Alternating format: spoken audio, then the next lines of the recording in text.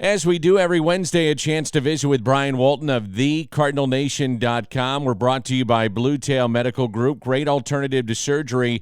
Before you have surgery, make sure you consult with the doctors Bays, Wolf, and Crane at Blue Tail Medical Group right here in Chesterfield, and see what they offer at bluetailmedicalgroup.com. Brian Walton of thecardinalnation.com joins us. How you doing, Brian? Good morning, Dan. Well, what have you thought of the recent run of games right now for the St. Louis Cardinals? They have dropped 4 in a row, including another one last night, but the 2 with Milwaukee, the 2 we've seen with the Dodgers, we'll start with that. What have you thought? Well, certainly the games in Milwaukee were winnable games, and you're playing the team that has now, a 14.5 lead or something, game lead in the division.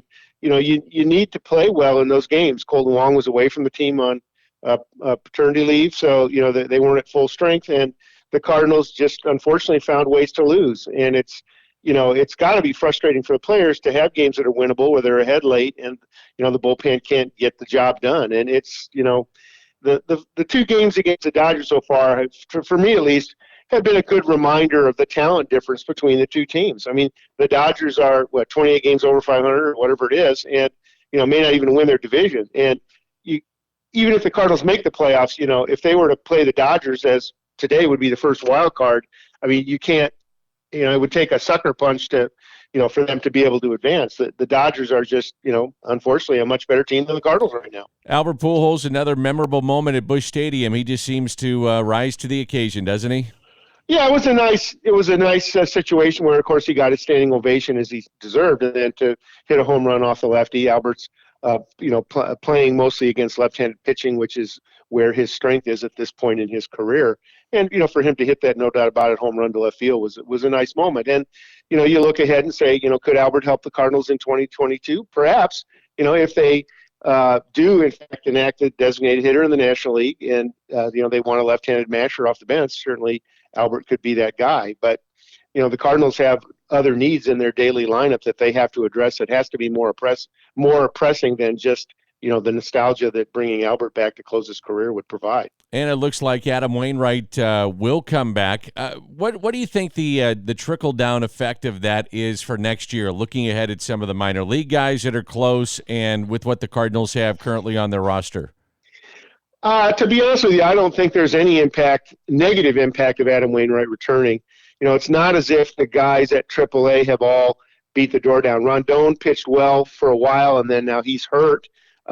Certainly Matthew Liberatore has pitched well, and he'll be in the mix for next year. Zach Thompson's been a disappointment, frankly. He was asked to take a big step, you know, hasn't been consistent enough. So, you know, with the exception of Liberatore, there aren't guys in AAA that are really, you know, going to be knocking hard on the door next spring. So it's not like Wainwright's going to take some, you know, wonderful prospects job opportunity away. Of course, you know, with the bumps in the road for Alex Reyes, you know, the certainty of him stepping into the rotation and contributing, or there's certainly more questions now. We saw him give up a home run in his 1 inning last night. So, you know, I think Adam Wainwright's return is nothing but a positive, a stabilizing force, and it'll be interesting to see. I think the only question now is going to be how much money will the Cardinals offer him. Yadier Molina got a $1 million raise from $9 to $10 million, and I certainly think the way that Adam Wainwright pitched this year, he deserves a salary increase. So it'll be up to the DeWitts and Mo to figure out, you know, what would be a fair offer, and hopefully for Adam to take it. As you talk to people around minor league baseball, what is it with Liberatore that he has to do to make that next step outside of the obvious, which is just more seasoning and, you know, a full minor league season? But in terms of his repertoire, what needs to happen for him to take that next step? Frankly, it's just more consistency. And I mean, I feel like I'm, you know, Mike Schild on the post-game interview, but, you know, his pitches are there. It's just there are times when he's not as consistent. Now, he had an excellent August, had an ERA under 3. Pitched last night.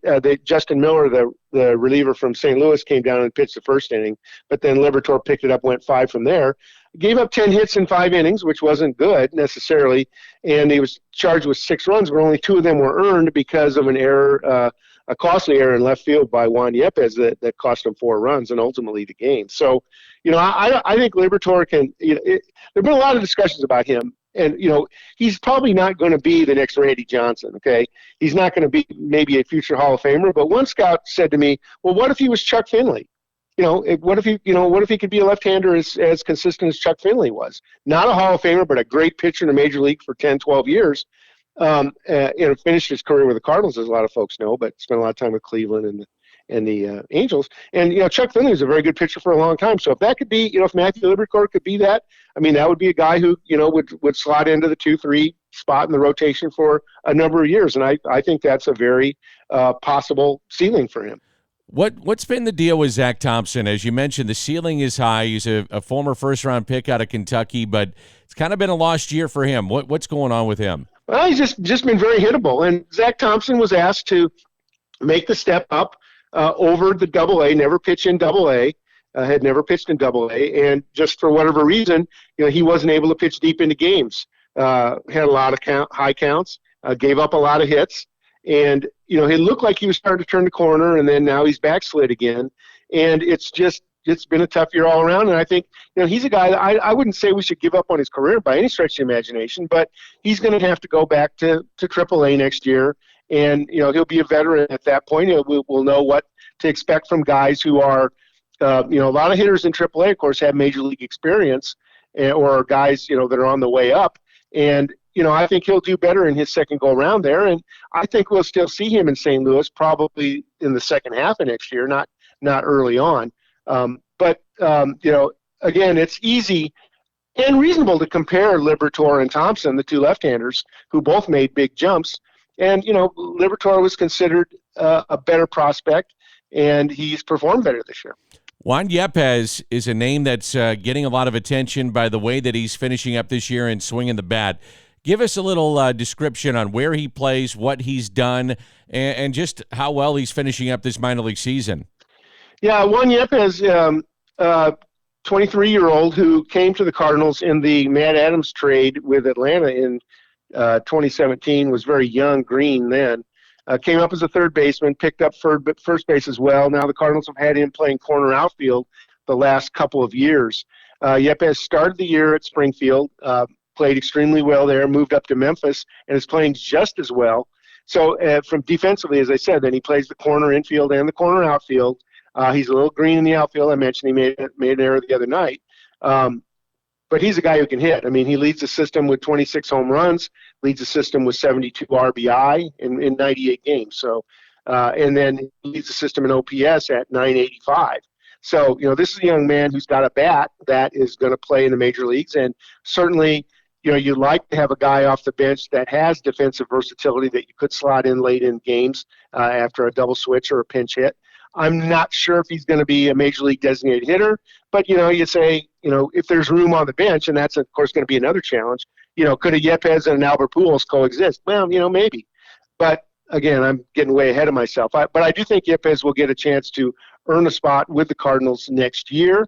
It could be that he'll be in camp competing with Nolan Gorman for the spot that Matt Carpenter may give up.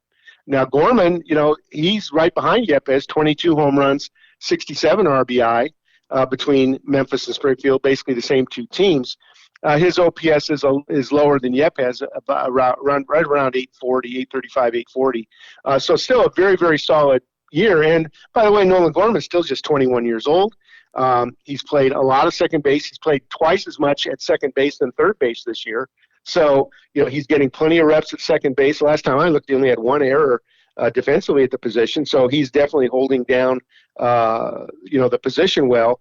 And Nolan Gorman is another guy who's going to come to camp, and he's going to have in his mind, that he can come in and earn a major league spot, not unlike Dylan Carlson did, 2 years ago. Brian Walton, thecardinalnation.com. And you mentioned Gorman and the transition to second base, and a couple of points here.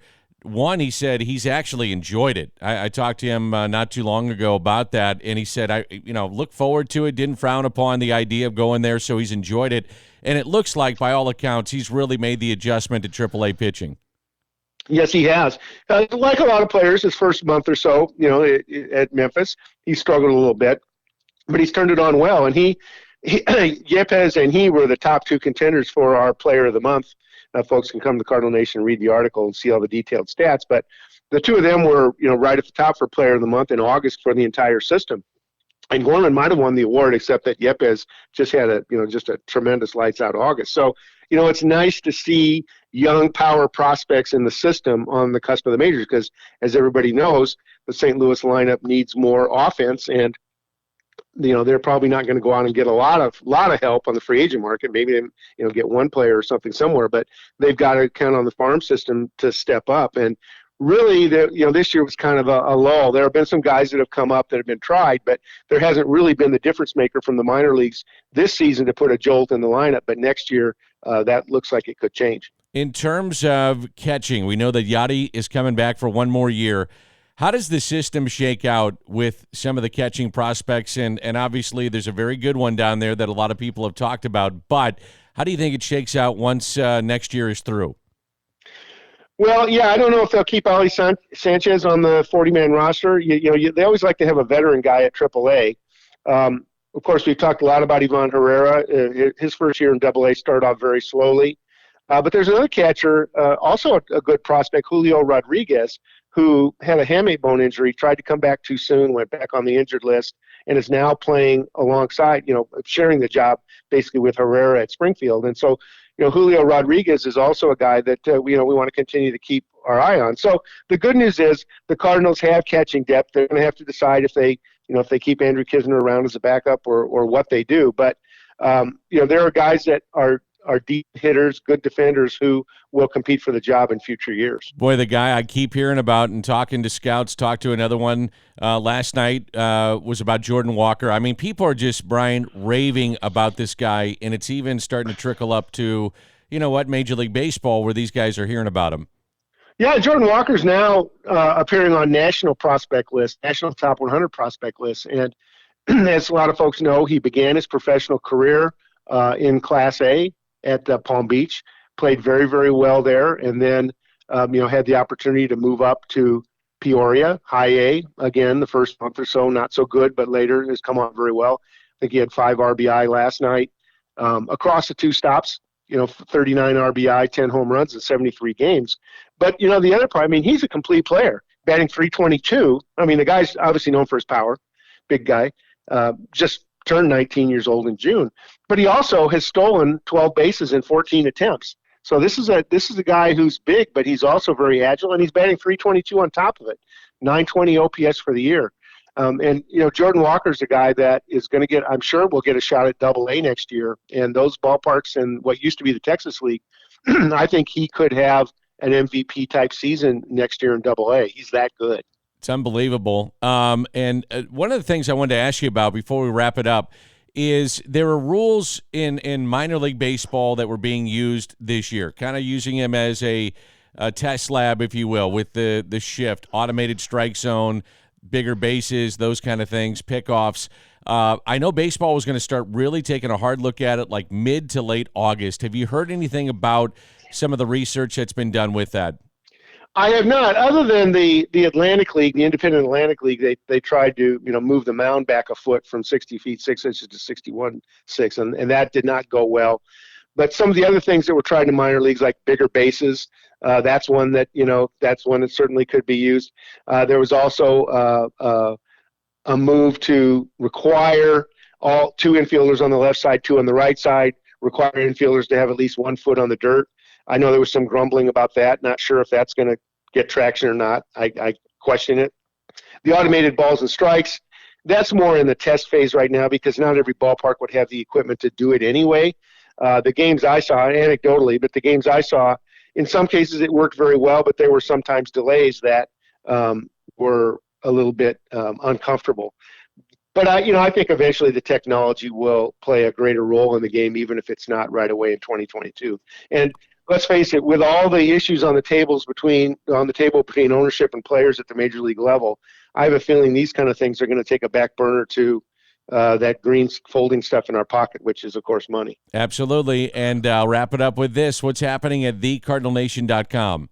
Well, we're down the final stretch now, the last 2 months of the regular season, so we're continuing our daily reports as well as our in-depth team reports, and we're getting ready for our recap series that will begin after the season, where we go through the top players, top pitchers, top relievers, and then, of course, summarize the season for each level of the Cardinals minor league system. So if you want in-depth information about the Cardinals, whether it's what happened yesterday or what's going on with the individual teams, all the way down to the Florida Complex League and the backfields of Jupiter, we have that at the Cardinal Nation. Great stuff, Brian, as always. We'll catch you up next week. Take care, Dan.